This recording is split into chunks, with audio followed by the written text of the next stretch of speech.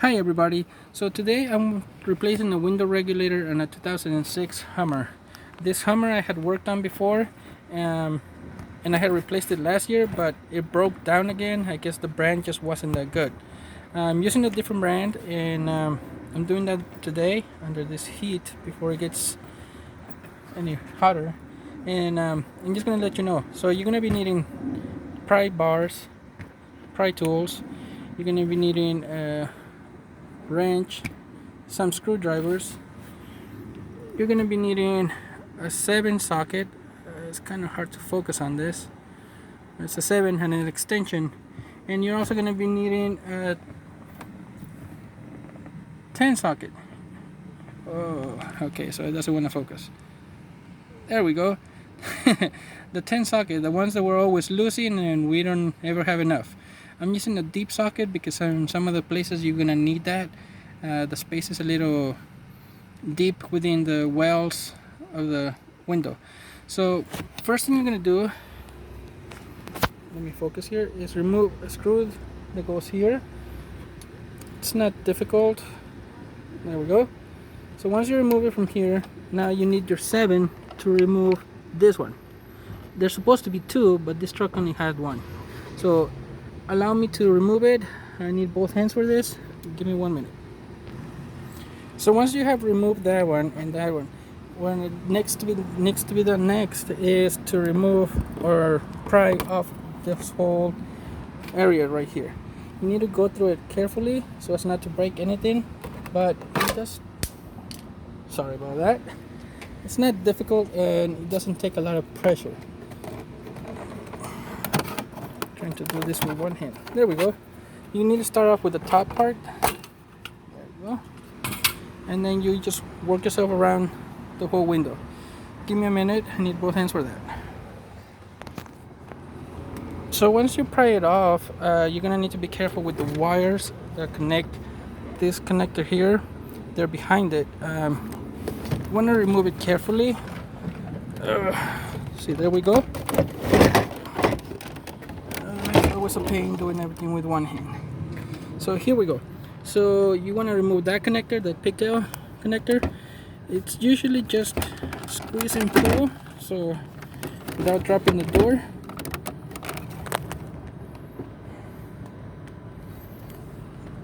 Let me use both hands. If not, I might rip something. There we go. It's easier when you use both hands. So once that's out of the way, you're just going to be removing this insulation. Usually it's a little bit stickier than it is, but oh yeah, don't forget to. Now on this one, there we go. Just move it out of the way as well. So you're going to be removing this bolt. In here you have to use your 10 also to loosen the window. This other bolt, and there's 3 others here where the motor goes, but the motor had been removed to be tested. The motor was fine. It's actually the cable line that was broken. I'm gonna start removing this and then I'll show you. 1 minute. So like I said, there's a 10 bolt here that needs to be loosened so that we can remove the window. In order to remove the other one that's on the side, we need to lift this one. This is on the track. Trying to do this with one hand. So if you can look in there, you can see the bolt that's a 10 needs to be loosened up so you can remove the window. Let me do that. Again, I need both hands, so 1 second. So once the track has been loose and the window is removed, sorry about that, let me focus. Yeah, there we go. Once it's loose and removed, now we're gonna focus on removing the track. It's here and here, just 2 bolts. Removing that, then you can pull it out. One. Let's see if I can do this one hand. Well, yeah, these things are loose.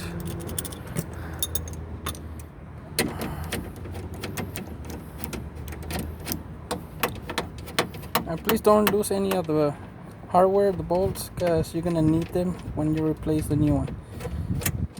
There we go. That's one.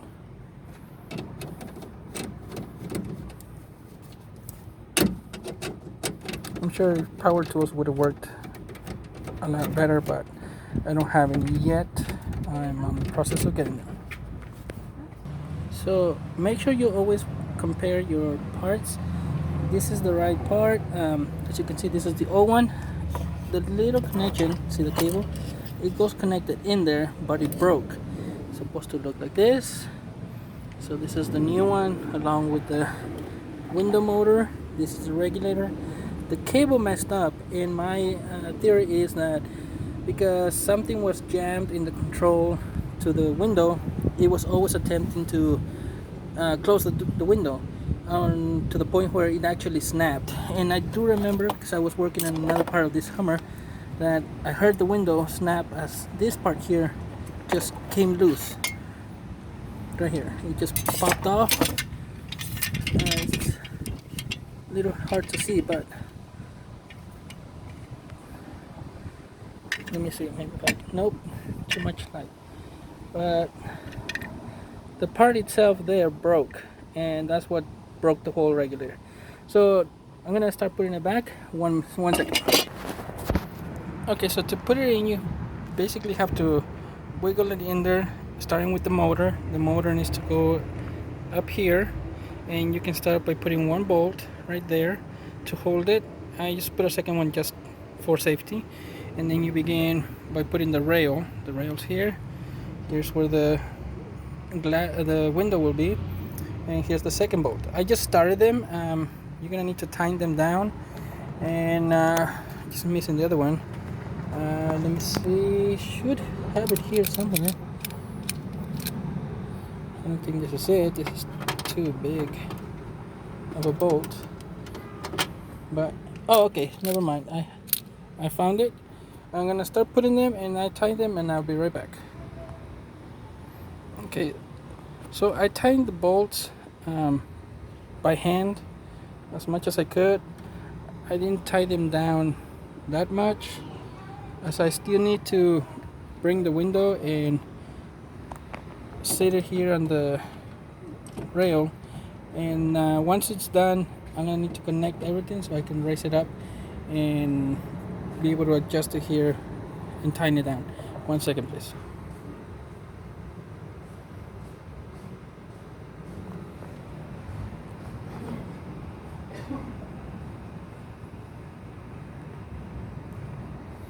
Okay, it doesn't want to. Hold on.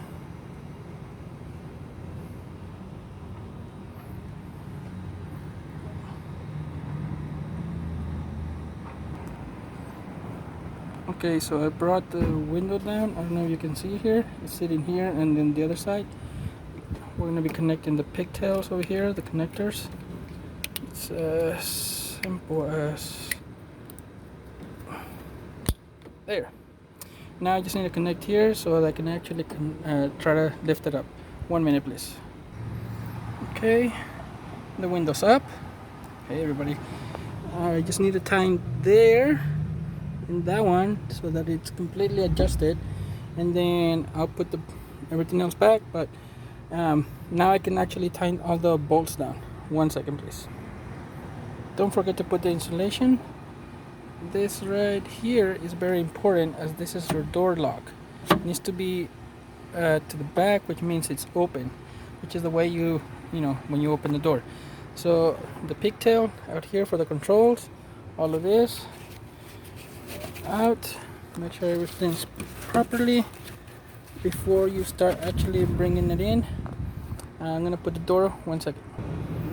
Okay, so pigtails connected. This light, it goes in here, but once you're getting the door close to, so you can connect it in this I guess sockets, or I don't know exactly what they're called. Once they go in there, these ones will go in there. These just snap in, and that's it. I need both of my hands for that. 1 second. So everything just basically just snaps into place. Just need to put the bolt that goes in there.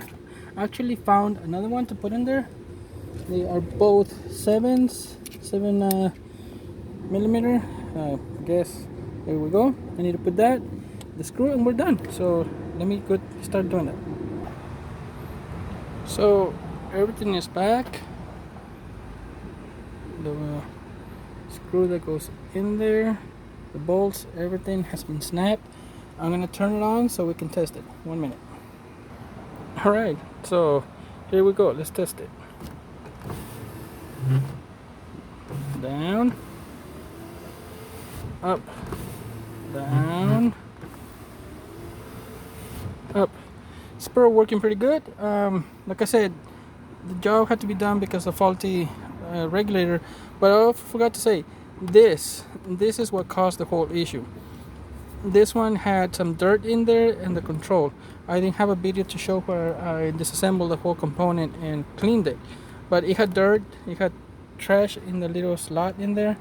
I told the owner of this Hummer that was pretty much the reason for it. The trash kept the controller going up, making it push and making the motor continue to pull. That snapped it off. Well, everybody, this is a job done. One last tip: don't leave your metal tools in the sun here in Texas. They get hot and they burn, so just keep that in mind. Thank you, have a good day. I'll see you later.